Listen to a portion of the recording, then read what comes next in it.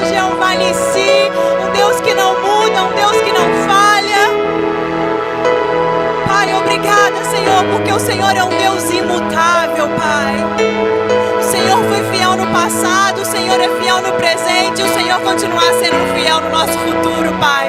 E obrigada, Senhor, porque em Ti nós temos certeza de um futuro melhor, Pai. O Senhor é o Alfa, o Ômega, o princípio e o fim. E obrigada, Senhor, porque o Senhor já foi no nosso futuro e Ele é glorioso. Nós temos a certeza de que amanhã será melhor do que foi hoje, porque o Senhor é fiel, Pai. O Senhor não muda, o Senhor não falha, Pai.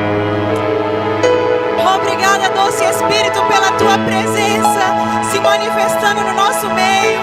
Obrigada porque hoje é um dia de cura e de salvação, de libertação, de provisão, de refrigério, de resposta. Porque aonde o Senhor está não tem como ser comum. Aonde a Tua presença se faz presente não tem como ficar da mesma maneira, Pai. Cadeias se quebram, Senhor. Mentiras caem por terra. Enfermidades se prostram. Porque o Senhor é o Deus que jamais mudou, o Deus que jamais falhou e é um Deus que jamais perdeu, Pai. Obrigada por essa certeza sendo avivada no nosso meio, Senhor. Em o nome de Jesus. Oh, Espírito Santo, me coloco totalmente submissa à Tua presença, ao Teu ministério. E que eu não venha falar palavras de sabedoria humana, mas que eu venha ser guiada por Ti. E eu declaro que a palavra ministrada nessa noite, assim como o louvor já ministrado, ele não vai voltar vazio, Pai, mas ele vai produzir o efeito ao qual ele foi destinado, em o nome de Jesus. Amém, amém. Obrigada, irmão. Amém, glória a Deus. Boa noite, irmãos. Graça e paz. Aleluia, Deus é bom e Deus não muda. Aleluia. Irmãos, o irmão Hegel, ele sempre tinha uma frase nas suas ministrações ao iniciar, que ele fala que Deus é um Deus que supre as nossas expectativas. Então, a cada encontro, a cada culto, a cada momento que você se reúne com o Espírito, gera expectativa. Porque Deus é o maior interessado em suprir as nossas expectativas. Amém? Então não venha para os cultos, ou não se encontre com o Senhor, ou não faça oração, falando assim, eu vou ver o que vai dar. Não, gera expectativa, porque Deus é um Deus de resposta. Deus é um Deus que é um solucionador de problemas. Então a gente precisa se prostrar nessa presença com essa certeza. Amém? Amém. Então esse mês de maio, nós estamos com o tema Oração que Prevalece, é uma das matérias fantásticas no Rema. E sabe, irmãos, eu queria hoje, nessa noite, trazer um pouco da clareza, porque às vezes a gente fala, crente precisa orar, e às vezes a gente lida a oração de uma maneira muito superficial. Não, oração é conversa com Deus. E de fato é, irmãos. Mas sabe, nessa noite eu quero trazer a clareza do que a nossa oração é capaz de fazer. Qual é o poder da oração? Amém? E sabe, irmãos, é muito interessante nós entender de fato o que é oração, porque o Senhor tem nos chamado para um nível mais profundo, irmãos. Sabe, a gente tem visto tantas coisas acontecendo no mundo, catástrofes, guerras, pandemias se levantando, mas sabia que eu e você temos o poder, através da oração, de reverter quadros, de mudar situações, de paralisar ataques do diabo? Isso não é uma utopia, isso não é um sofisma, isso não é uma mentira. A palavra de Deus não é um conto de fadas, ela é o poder de Deus. E ela diz que eu e você somos luz desse mundo. E aonde a luz está, a trevas não pode tomar lugar. Amém. Aleluia. E sabe, irmãos, a gente precisa entender que para o cumprimento de uma promessa é necessário oração. Às vezes a gente vê muitos crentes, às vezes se desanimando, ou tendo a sua caminhada de fé frustrada, porque fica, mas eu ouvi uma palavra, mas aquela palavra não se cumpriu. Mas fulano falou comigo, um profeta se levantou e falou, mas nada aconteceu ainda. E às vezes as pessoas têm uma vida frustrada. Mas você sabia que a cada palavra proferida para você, profetizada para a sua vida, é necessário ser regada com oração? Aleluia! A nossa fé, ela é necessário ser regada com a oração. A fé e a oração, elas andam juntas. E às vezes a gente pode falar, eu sou da fé, mas esquece que a oração também faz parte do pacote.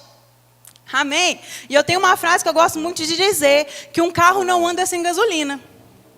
E um crente não avança sem oração. Se um carro ficar com o tanque vazio, você vai ir até um determinado lugar, mas daqui a pouco aquele carro para, ele não funciona mais.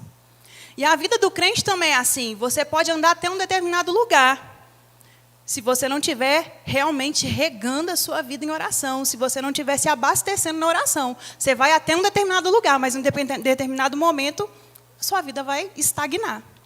E não é isso que Deus tem para as nossas vidas. Amém? E, irmãos, isso é tão profundo, porque Deus tem nos chamado para um momento de... O crente, assim como a fé é um estilo de vida, a oração também é um estilo de vida. A gente não vai orar quando um problema levantou e eu preciso orar. Não, irmãos, a gente vive uma vida de oração. A nossa vida precisa ser regada por oração. Esse é o primeiro chamado que nós temos. Em 1 Coríntios capítulo 1, versículo 9, diz o seguinte: fiel a Deus, o qual chamou a comunhão com o seu Filho, o nosso Senhor. Ou seja, Deus nos chama para ter comunhão com Ele. Sabe, Cristo não se pendurou naquele madeiro, Ele não morreu a nossa morte, simplesmente para hoje a gente falar que nós somos salvos. Ele morreu a nossa morte para que hoje nós pudéssemos ter livre acesso a Ele, ter plena comunhão com Ele. Sabe, às vezes a gente escuta muito as pessoas falando, olha, nem olhos viram, nem ouvidos ouviram, nem jamais penetrou no coração do homem o que Deus tem planejado para nós. E de fato é verdade esse versículo. Mas o versículo não para aí. E ele fala, mas Deus nos revelou pelo Espírito. Às vezes a gente vê pessoas perdidas. Eu não sei qual é o meu chamado, eu não sei qual é o meu propósito. Irmãos, se você tiver comunhão com o Senhor, Deus não está brincando de esconde-esconde com você. Ele é o maior interessado em fazer conhecidos os planos e os propósitos dele à sua vida. Mas isso acontece quando nós temos plena comunhão com o Senhor. Amém? Ele é interessado nisso. E sabe, eu quero dar alguns exemplos, antes de entrar no ponto que eu quero, sobre o que a oração é capaz de fazer, mas eu quero dar alguns exemplos de homens de oração. Alguns exemplos para você entender que às vezes a gente lê versículos bíblicos de pessoas que fizeram coisas grandiosas, mas quando a gente vai ver a vida deles, eram pessoas de oração. Em Daniel capítulo 6, versículo 10, você vai ver que Daniel se retirava para orar 3 vezes por dia. E às vezes a gente conta a história de Daniel. Nossa, Daniel, ele estava na cova dos leões, como que pode? Mas era um homem de oração. Sabe, ele não foi pego de surpresa quando ele foi para aquela cova. Ele sabia que ele tinha um Deus que era poderoso para livrar ele daquelas covas. Ele sabia que tinha um Deus que era poderoso, que era fiel. Por isso que ele não se prostrou, ele não se rendeu, mesmo estando cativo. Porque ele tinha comunhão com Deus, ele conhecia Deus. Então ele era um homem que se retirava e orava 3 vezes por dia. Em Josué, capítulo 10, essa história é fantástica. Eu vou ler rapidinho na versão NVT para vocês. Josué, capítulo 10, versículo 12. Que diz o seguinte: no dia em que o Senhor deu aos israelitas a vitória sobre os amorreus, Josué orou ao Senhor diante do povo e disse: que o sol pare sobre Gibeon e a lua sobre o vale de Aljalom. O sol parou e a lua ficou onde estava, até que o povo tivesse derrotado os seus inimigos. Aleluia. Isso me choca, irmãos. Porque um homem resolveu orar. O sol parou. Aleluia. Irmãos, eu estou falando de uma pessoa que orou. Tanto Daniel quanto Josué. A gente está vendo pessoas que fizeram uma oração, mas eles estavam numa aliança inferior à nossa. Um homem que estava numa aliança inferior, na condição de servo. Ele orou. E o sol parou. Aí a minha pergunta é: o que eu e você numa aliança superior? Com superiores promessas, na condição de filho amado do Senhor. O que eu e você não podemos fazer através da oração? O que o nosso Pai vai negar a nós, irmãos? Aleluia. Eu gosto de uma frase muito interessante que diz o seguinte: quando a gente trabalha, mas quando a gente ora, Deus trabalha. Sabe, como igreja a gente precisa entender que nós temos um pai, irmãos. Isso não é utopia. Ainda que o seu pai possa ter sido o pior carrasco que tenha sido na história, existe um Deus que é um pai de amor. É um Deus maior interessado em suprir as nossas necessidades. Ele é aquele interessado em fazer por você aquilo que talvez para o outro possa ser insignificante. Deus não está alheio à nossa vida, às nossas necessidades. Assim como Ele não estava no povo dele. Num período de guerra, eles precisavam do sol. E eles oraram. Aleluia. Irmãos, que experiência fantástica. Uma pessoa ser colocada numa cova cheia de leões e nada acontecer. Uma pessoa está no meio da guerra, ela orar. E o dia simplesmente continuar. Não vir à noite. Aleluia. Mas tudo isso aconteceu por quê? Porque eles oraram. Em Lucas, capítulo 5, versículo 16, e em Marcos, capítulo 1, versículo 35, a gente vai ver Jesus, o Filho de Deus, se retirando para orar. A minha pergunta é, se o próprio Jesus se retirou para orar, por que às vezes muitos crentes acham que não precisa de orar?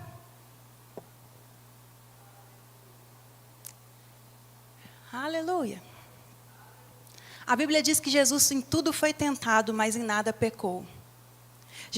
A Bíblia diz que Jesus foi aquele que curou pessoas, que fez milagres extraordinários, mas quando a gente vai ver, ele estava sempre conectado à fonte, e essa fonte era o próprio Deus. Aleluia.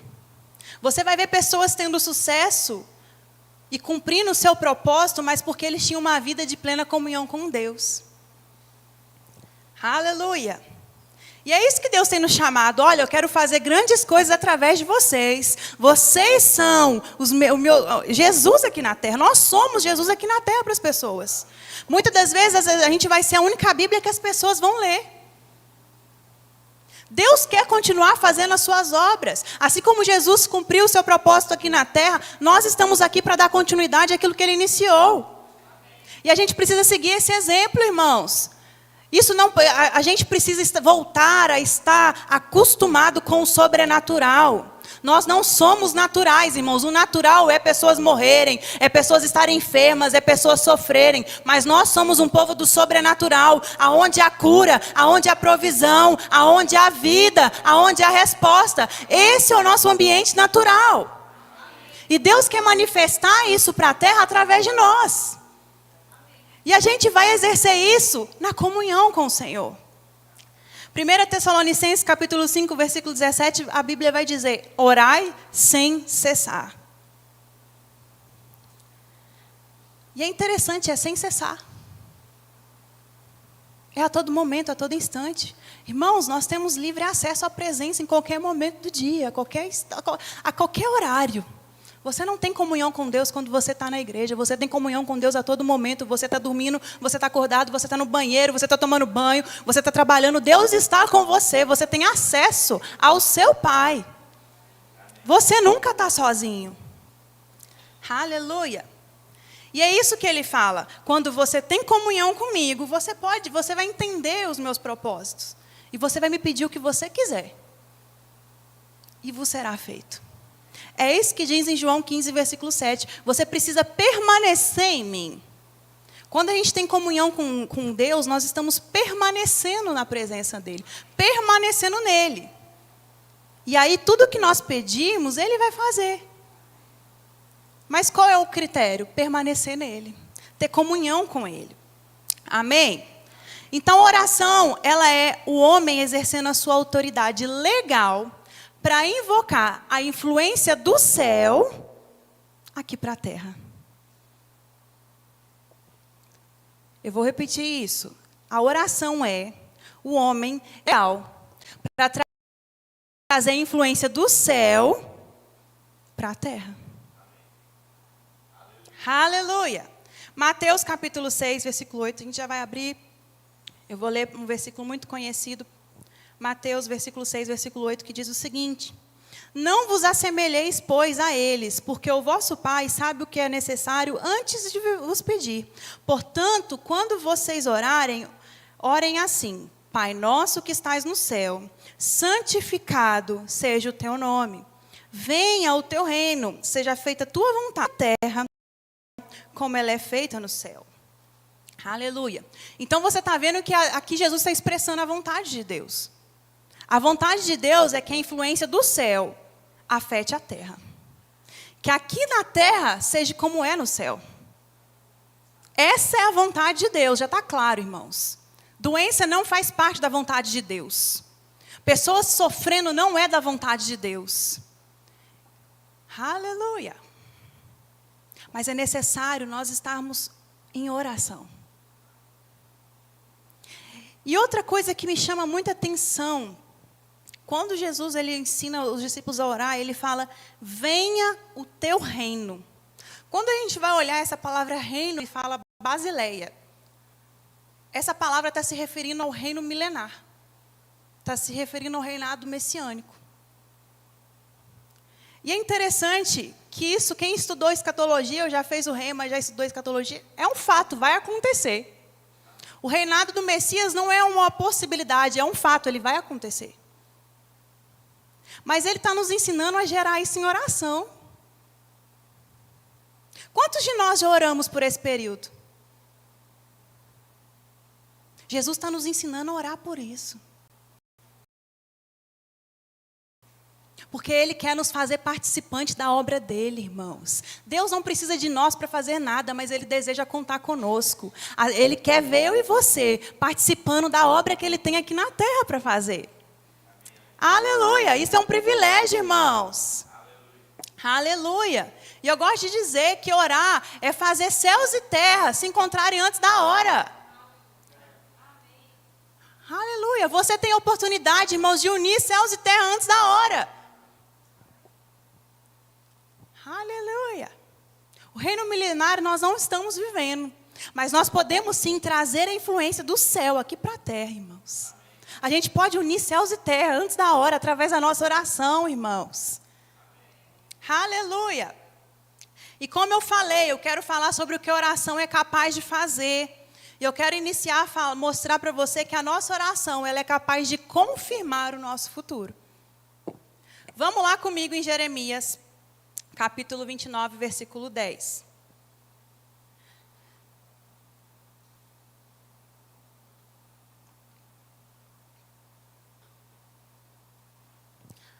O que a nossa oração ela é capaz de fazer? A nossa oração ela é capaz de fazer, ela é capaz de confirmar, adaptar e alterar o nosso futuro. Jeremias capítulo 29, versículo 10.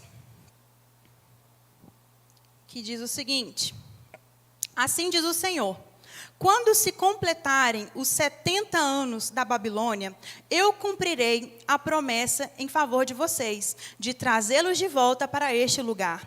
Porque eu é quem conheço planos que tenho a respeito para vocês, diz o Senhor. Planos de fazê-los prosperar e não de lhe causar esperança em um futuro. Então vocês clamarão a mim, virão orar a mim e eu vos ouvirei. Vocês me procurarão e me acharão quando me procurarem de todo o coração. Eu me deixarei ser encontrado por vocês, declara o Senhor, e os trarei de volta do cativeiro. Eu os reunirei de todas as nações e de todos os lugares para onde eu dispersei, e os trarei de volta para o lugar onde deportei, diz o Senhor. Vocês podem dizer, o Senhor levantou profetas para nós na Babilônia. Então esse versículo é uma profecia que tinha a respeito de quanto tempo duraria o cativo do povo de Deus. Vamos lá comigo agora, em Daniel capítulo 9. Daniel capítulo 9.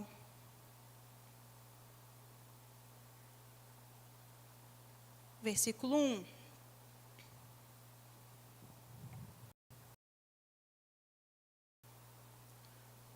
Daniel capítulo 9, versículo 1, que diz o seguinte: no primeiro no ano 1º de Dário, filho de Assuero, da linhagem dos Medos, o qual foi constituído rei sobre o reino dos caldeus. No 1º ano de seu reinado, eu, Daniel, entendi pelo livro que o número de anos que falara o Senhor ao profeta Jeremias, em que haviam de se cumprir a desolação de Jerusalém, eram de 70 anos. Só um minutinho, a gente vai continuar. Então, aqui, a gente acabou de ler Jeremias, falando, passareis a orar a mim e eu vos ouvirei. Mas no versículo 10, 70 anos da Babilônia. Então, Deus já tinha profetizado que o cativo do povo de Israel seria de 70 anos.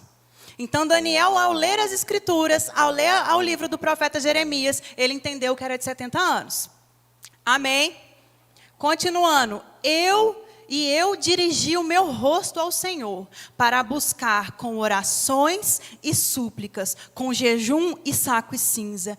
Eu orei ao Senhor meu Deus, e confessei, e disse: Ah, Senhor, Deus grande e tremendo, que guarda a aliança e a misericórdia para os que te amam e guardam os teus mandamentos. Aleluia. Então, olha só, presta atenção aqui comigo. Já tinha sido profetizado que o período do cativeiro, que eles estariam cativos na Babilônia, seriam de 70 anos. Já tinha sido profetizado. Mas foi necessário Daniel orar. Daniel viu nas Escrituras que era necessário ele orar. Então ele dobrou os joelhos, clamou ao Senhor. E a história mesmo confirma que o rei Ciro, após aquele momento, assinou o decreto libertando o povo de Israel. Ou seja, estava profetizado. Deus já tinha falado. Mas se cumpriu, se confirmou. Sabe, irmãos, às vezes você recebeu palavras poderosas acerca da sua vida, acerca do seu chamado. Mas sabe, ela não vai se cumprir enquanto você não orar. A nossa vida, as promessas que o Senhor faz ao nosso respeito, é necessário ser regada com oração, irmãos. Aleluia. Deus está querendo confirmar a sua palavra nas nossas vidas, irmãos, mas a gente precisa orar acerca disso. Nós somos participantes da obra de Deus aqui na terra. Sabe, não desista de orar por causas que talvez as pessoas possam dizer impossível. Para Deus não é impossível. Talvez só está faltando você orar e crer que Deus é poderoso, porque Ele é poderoso para confirmar a sua palavra. E vai acontecer, irmãos. Vai acontecer. Sabe, talvez você não imagine o cenário que ele estava vivendo. Ele estava escravizado da Babilônia. O que ele via era o seu... Mas ele não desistiu por causa daquilo que ele estava vendo. Ele entendeu que Deus era fiel e ele cumpria a sua palavra. Sabe, irmãos, é essa visão que a gente tem que ter. Deus é fiel para cumprir a sua palavra. Independente do cenário, o quão ruim possa parecer. Deus é fiel e Ele vai confirmar a sua palavra. Amém, aleluia. Sabe, irmãos, é muito forte isso. Estava profetizado. Deus já tinha falado. Mas se cumpriu quando um homem de Deus decidiu orar por aquilo. E quantos israelitas talvez estariam cativos? Eu nunca estudei para pensar quantos israelitas estavam na Babilônia. Mas a Bíblia só menciona que Daniel orou. Por causa de um homem que decidiu dobrar os seus joelhos e orar. Para que aquela profecia se cumprisse. Toda uma nação foi liberta. Por causa de um homem que decidiu orar. Sabe, talvez só tenha você na sua família, mas você é o suficiente para transformar a história da sua família. Talvez só você é suficiente para transformar a história dessa nação, irmãos. Deus conta conosco. Aleluia. Então eu te mostrei aqui agora. Afirmar algo que já estava determinado. Algo que já estava estabelecido de acontecer. Agora eu quero mostrar para você que a nossa oração ela é capaz de adaptar. Vamos lá comigo em Mateus capítulo 24.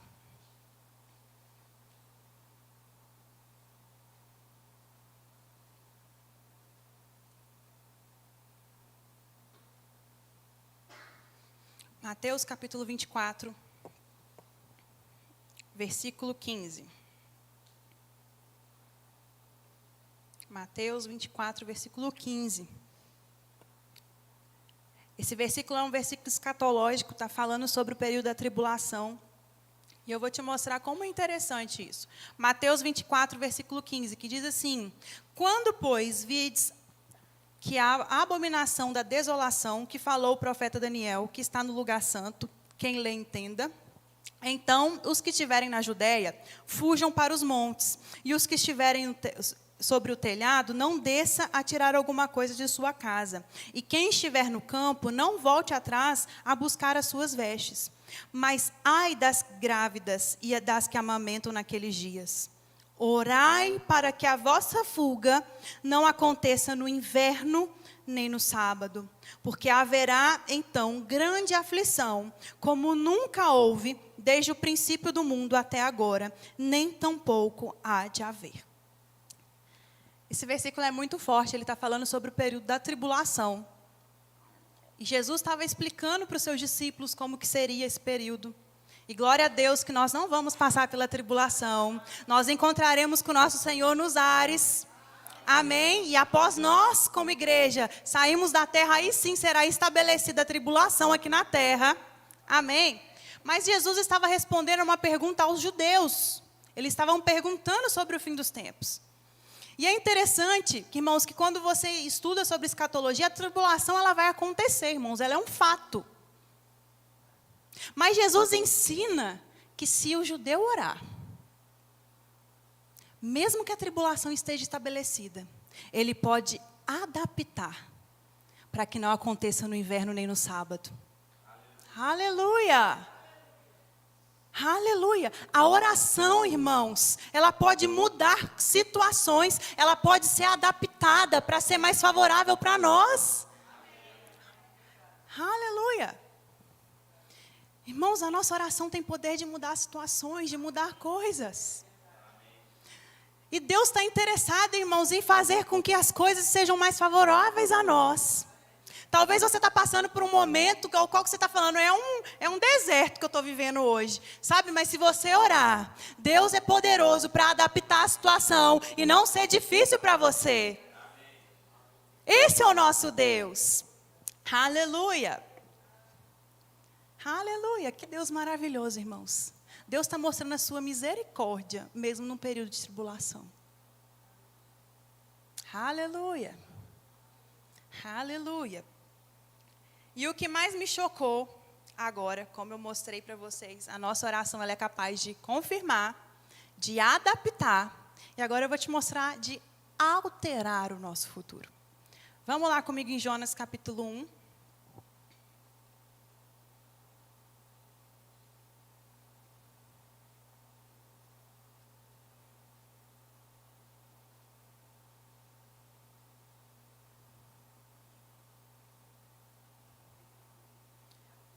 Jonas, capítulo 1, versículo 1, que diz o seguinte: E veio a palavra do Senhor a Jonas, filho de Amitai, dizendo: Levanta-te e vai à grande cidade de Nínive e clama contra ela, porque sua malícia subiu até a minha presença. Vamos lá para o capítulo 3, só para a gente ganhar tempo. Aqui é o Senhor quando ele vai procurar Jonas para que ele falasse para o povo de Nínive, proclamasse as palavras para que eles pudessem se arrepender. E aqui tem aquela toda história de Jonas ir para a barriga do peixe grande, acontece tudo aquilo, mas eu não vou entrar nessa história, vamos mais para frente. Capítulo 3, versículo 1, que diz o seguinte: E veio a palavra do Senhor a segunda vez a Jonas, dizendo: Levanta-te e vai à grande cidade de Nínive e prega contra ela a mensagem que te digo. E levantou-se Jonas e foi a Nínive, segundo a palavra do Senhor. Ora, Nínive era uma cidade muito grande, de 3 dias de caminho. E Jonas começou a entrar pela cidade, caminho de 1 dia, e pregava, dizendo: Ainda 40 dias, e Nínive será subvertida. E os homens de Nínive creram em Deus e proclamaram um jejum. E vestiram-se de saco, desde o maior até o menor. Essa palavra chegou também ao rei de Nínive. E ele levantou-se do seu trono, tirou de si as suas vestes, e cobriu-se de saco, e sentou-se sobre a cinza. Versículo 8. e clamaram fortemente a Deus, e se converteram-se cada um do seu caminho e da violência que há nas suas mãos. Quem sabe se voltará a Deus e se arrependerá, e se apartará o seu furor de sua ira, de sorte que não pereçamos. E viu Deus a obra deles, e como se converteram do seu mau caminho. E Deus se arrependeu do mal que tinha anunciado, e não o fez. Aleluia. Nínive estava destinada, irmãos, à destruição. Historiadores dizem que Nínive era um local onde não tinha lei, não tinha regra. Era uma cidade totalmente promíscua. Você via pais tendo relação com os filhos, não tinha ordem, não tinha decência alguma. E Deus fala com Jonas, olha, vai até Nínive e proclama essa palavra. Fala com eles. E aquele povo, ele se arrepende, ele escuta a palavra de Jonas e se arrepende. E eles começam a se vestir de saco, a clamar a Deus, a se arrepender das suas ações. E oraram, inclusive o rei daquela cidade. E o que a Bíblia diz? E Deus se arrependeu do mal que tinha anunciado. O futuro daquela cidade era destruição. Mas porque uma nação decidiu clamar a Deus, aleluia, aquela nação teve a sua história totalmente alterada. Sabe, irmãos, a misericórdia triunfa sobre o juízo. A misericórdia triunfou sobre o juízo que estava destinado a esse local. Mas porque eles decidiram orar, porque eles decidiram clamar. Irmãos, a sua família não está fadada ao fracasso, porque a sua oração transforma a situação, a sua oração transforma quadros, a sua oração transforma diagnósticos, a sua oração transforma relatórios. Para Deus não existe impossível. Sabe, irmãos, não há muralhas que fiquem de pé para homens e mulheres de joelhos, clamando a Deus, porque Deus é um Deus que não falha.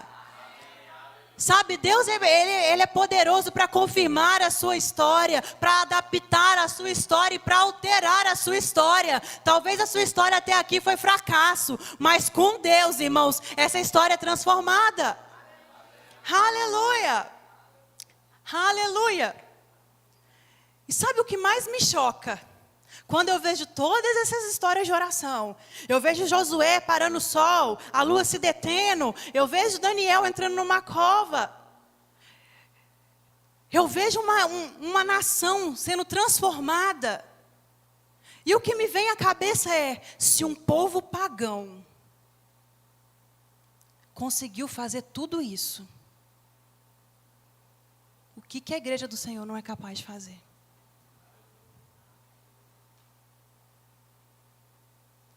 Irmãos, a gente não tem consciência do que a nossa oração é capaz de fazer. Nós não temos consciência do poder que existe na oração, irmãos. Não há inferno que resista a joelhos dobrados. Não há soberba, não há vaidade que resista a homens e mulheres que se prostram diante da presença de Deus. Como eu falei, quando a gente trabalha, quando a gente faz na nossa força, a gente simplesmente trabalha. Mas quando a gente clama a Deus, é Deus que trabalha ao nosso favor, irmãos. É Deus que trabalha por nós. Como que a gente fica pensando, não, eu vou fazer. Irmãos, esquece. Deixa Deus ser Deus na sua vida. Deixa Deus agir no seu favor. Deixa Deus mostrar que Ele continua sendo Deus. Sabe, o que muitas das vezes a gente está precisando é deixar Deus ser Deus nas nossas vidas. A gente tem entrado num modo muito acelerado, querendo fazer, querendo produzir, querendo trazer resultado. Irmãos, deixa Deus se manifestar na sua vida. Deixa Deus manifestar a tua graça, o teu favor, o teu amor. Aleluia. Aleluia. Aleluia. Tiago capítulo 5, versículo 16 diz que a oração feita por um justo pode muito em seus efeitos.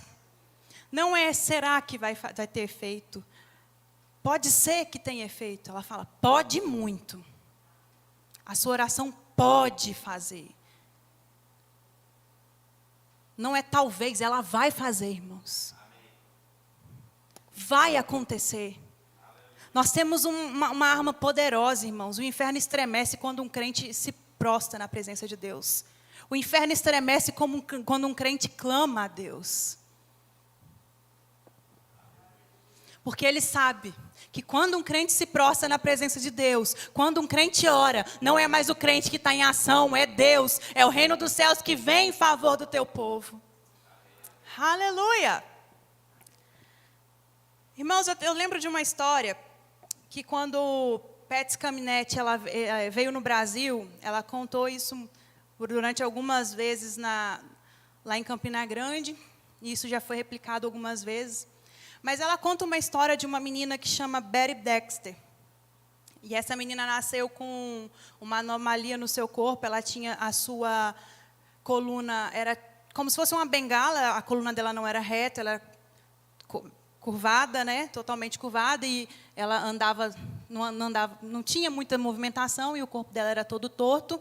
E com isso, durante algum tempo, acabou que os seus órgãos também estavam sendo afetados, por conta da posição, por causa do aperto do corpo, né? E essa menina, quando ela fez 15 anos, as pessoas já estavam esperando por sua morte, seus familiares já estavam esperando por sua morte. Os médicos também já tinham dito que ela não duraria muito tempo.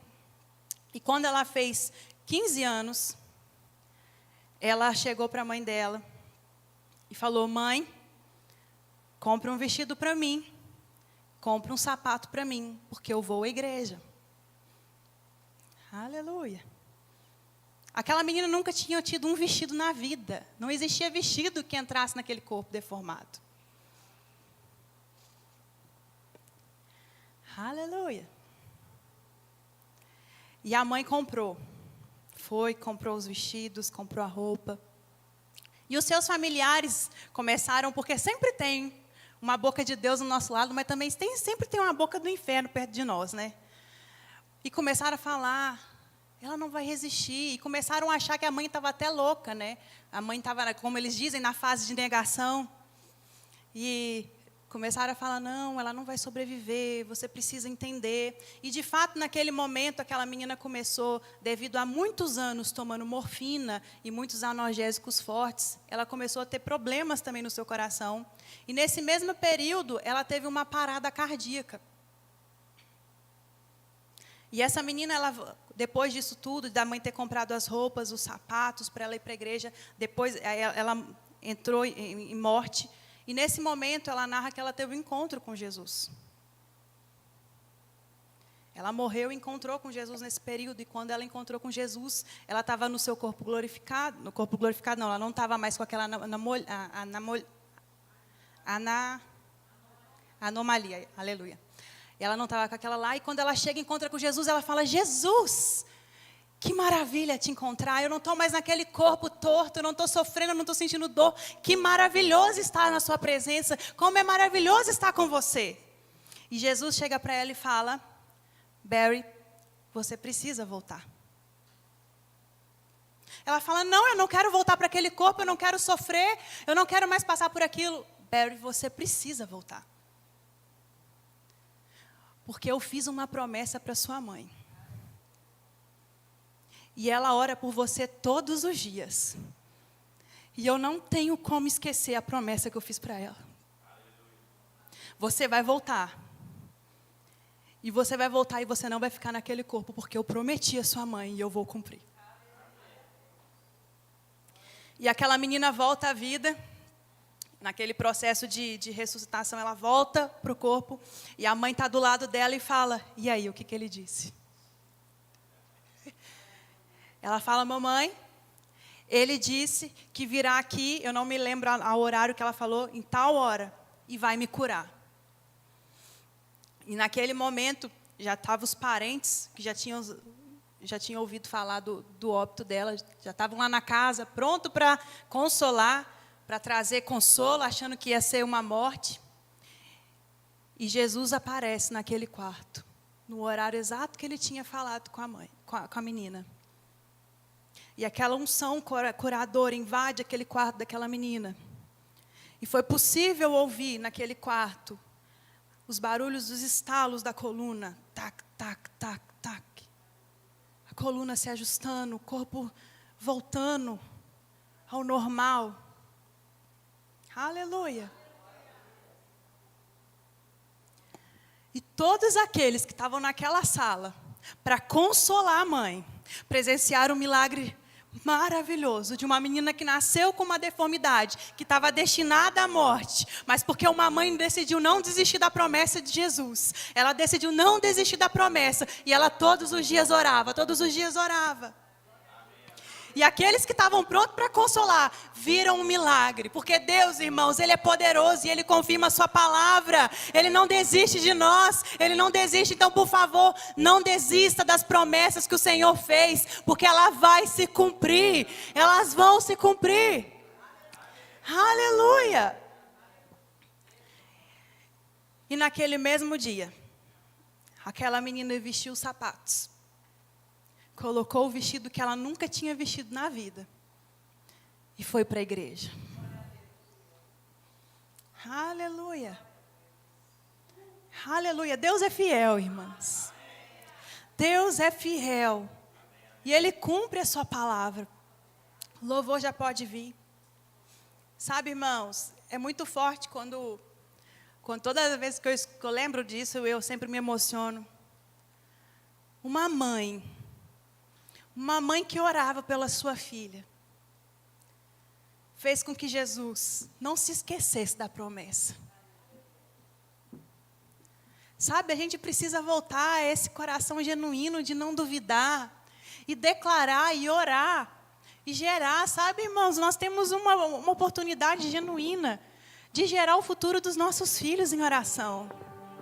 Nós temos a oportunidade de gerar o nosso amanhã.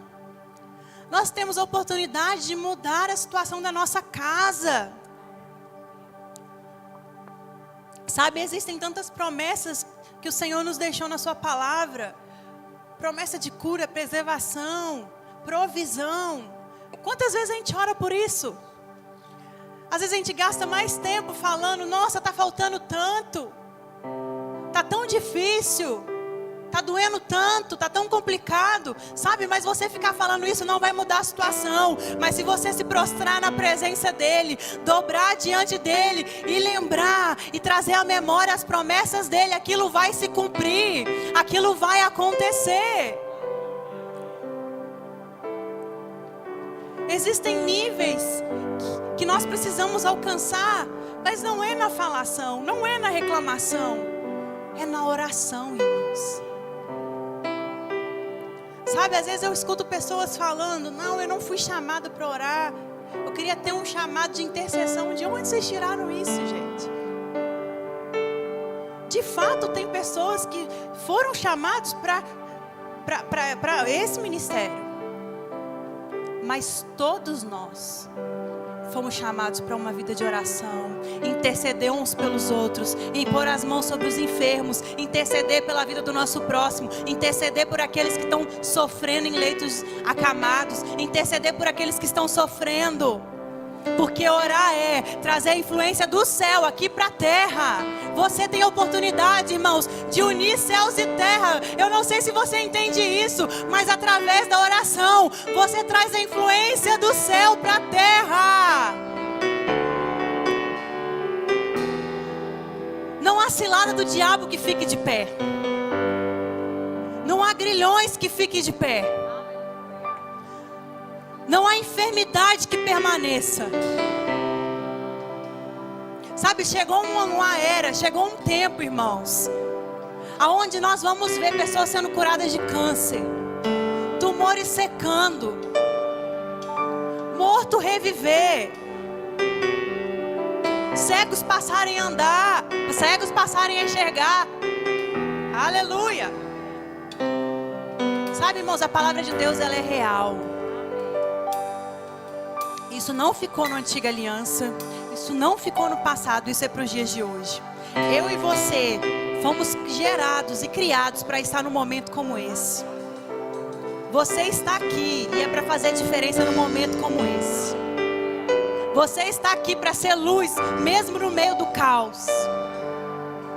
Você está aqui para fazer a diferença. Sabe, como igreja nós não vamos nos acovardar diante de situações. Não há pandemia, não há perseguição, não há doença, não há nada que possa parar um homem e uma mulher de Deus. Aleluia. A oração pode sim, irmãos. E a oração vai fazer. Você não vai apenas ouvir sobre milagres, você vai viver milagres. Você não vai ouvir apenas sobre relatórios sendo mudados, você vai viver isso. Possibilidade, irmãos, o que é possível, o homem faz. Para que a gente precisa de Deus para o possível? É por isso que Ele está querendo mostrar o impossível se tornar real no nosso meio. Aquilo que a ciência diz que é impossível, Deus está pronto para manifestar. Aquilo que a lei diz que é impossível, a lei natural diz que é impossível, Deus está pronto para fazer se tornar real. A nossa oração, ela é capaz de confirmar, adaptar e alterar o seu futuro. Acabou esse negócio, a minha avó teve câncer, a minha mãe teve câncer, eu também vou ter. Acabou, em Cristo você é uma nova criatura. O seu futuro foi alterado nele. Aleluia, Ele fez tudo novo. Ele faz tudo novo, irmãos. Fique de pé.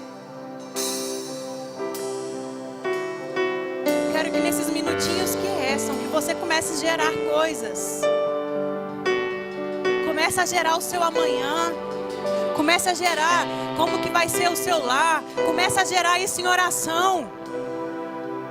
A Bíblia assemelha a oração como uma mulher que gera filhos. Sabe, irmãos, na oração nós estamos gerando coisas. Está sendo gerado.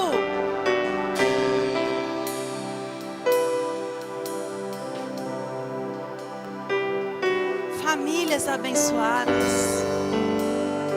Casamentos restaurados.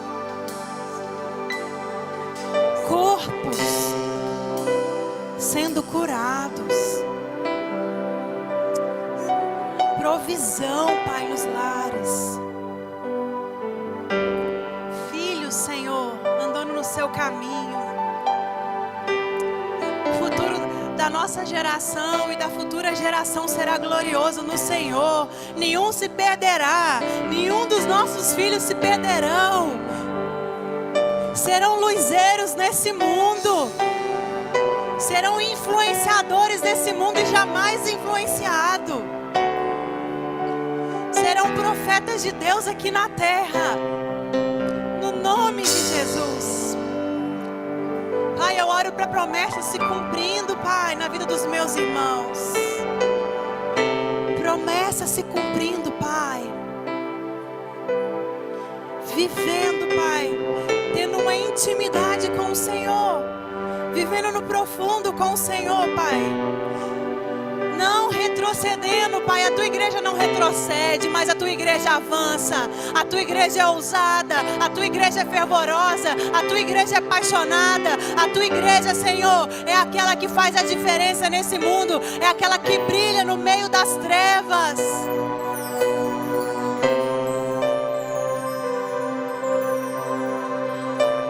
Pai, obrigada, Senhor. Obrigada por cada um de nós, Pai, nos aprofundando mais na Tua presença. Tendo prazer na Tua presença, Pai. Tendo prazer no secreto, Pai. Tendo prazer, Pai, na intimidade com o Senhor, Pai. Tendo prazer na oração, Pai. Pai, não há melhor lugar para se estar do que na Tua presença.